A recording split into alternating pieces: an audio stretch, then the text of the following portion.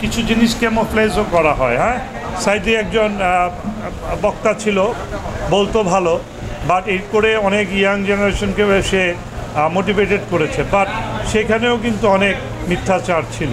তাই কোনো একজন যদি ছাত্রলীগের একটা কর্মী যদি সেখানে হয়ে থাকে লক্ষ কোটি কর্মীদের মধ্যে একজন, সেটা হতে পারে, বাট সে কি আসলেই ছাত্রলীগের কর্মী কিনা, মুজিব আদর্শের সৈনিক কিনা, সেটা আমি ছাত্রলীগের নেতৃবৃন্দকে যাচাই বাছাই করে দেখতে বলব। এটা দলীয় একটা পদপদবি যদি তার থেকে থাকে, তাহলে দলীয় সিদ্ধান্তের বাইরে গিয়ে কিছু বলা তার উচিত হয় নাই, তাকে জেনে শুনে বুঝে বলতে হতো। হ্যাঁ, কুল্লে নাফসিস যায়কাতুল মউত, প্রত্যেক প্রাণীকেই মৃত্যুর স্বাদ নিতে হবে, বাট থিং ইজ দ্যাট একজন যুদ্ধ অপরাধীর জন্য তো এত মায়া কান্নার প্রয়োজন নেই। আমৃত্যু কারাদণ্ডে দণ্ডিত হয়েছে যুদ্ধ অপরাধের দায়। হ্যাঁ, এটা যুদ্ধ অপরাধীদের বিচারটা, এটা কিন্তু কোনো ক্যামেরা ট্রায়াল না, এটা লুলেমবার্গ ট্রায়ালের মতন, এটা একদম ফ্রেশ ট্রায়াল হয়েছে।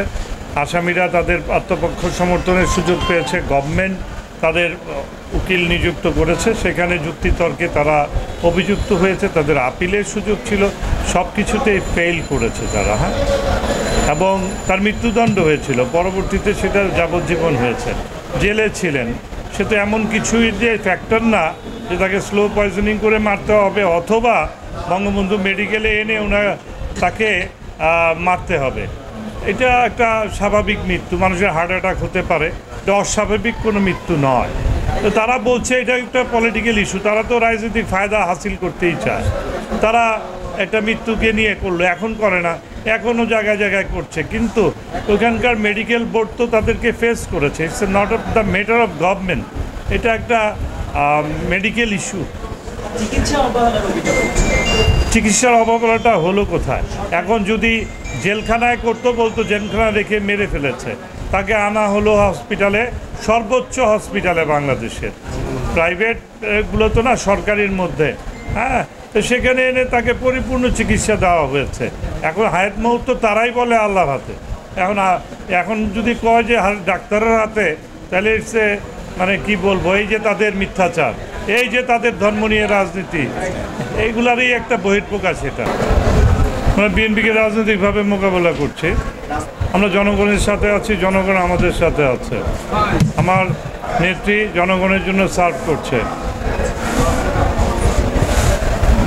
দেশে ফেরার পর থেকে 1951 সনেই বলছে যে আমার আর চাওয়া পাওয়ার কিছু নাই, আমি আমার সব কিছু হারিয়েছি, যা দিব জনগণকে দিয়ে যাব। জনগণকে দিয়ে গেছে।